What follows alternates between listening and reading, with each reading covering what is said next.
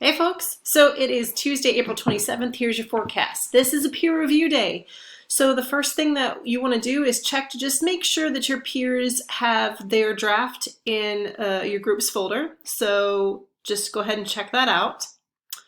And then the next thing you're going to want to do is just to check to see who is who's reading which draft first, right? This is just to avoid that kind of bottleneck situation. And so, yeah, just kind of check out this workflow. There's one for each one of your groups.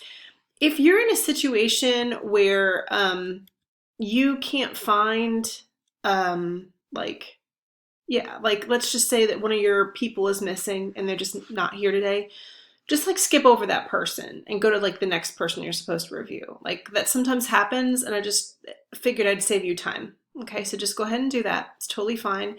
Sometimes your peers will come back later and they'll end up like putting their paper in there later. And if you want to review it, I think that that's perfectly fine. I'm going to know if they submitted it late anyway. So you're not going to lose points if someone like submits their draft late for you and you haven't looked at it. Okay.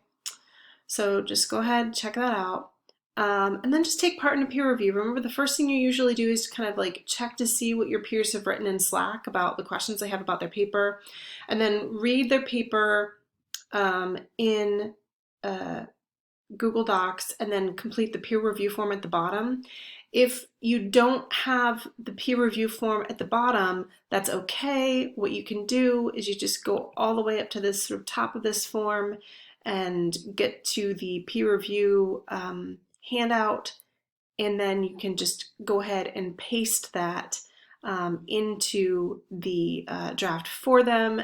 If you have questions about how to do that, you can just contact me and I will put their rubric, like the peer review form, on the end of their paper, right? But it's pretty easy. You would just kind of find that peer review form and then just paste it there. Okay, you can even copy it from the bottom of yours and paste it there. Okay, so there's that.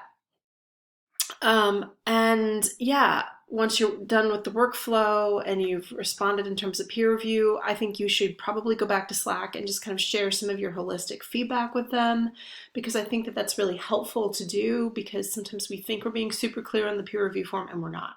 Okay, now you actually have all class day today, and it's also your only homework is to complete the peer review. So just take your time, and that's what we're doing today. If you've got questions, feel free to reach out.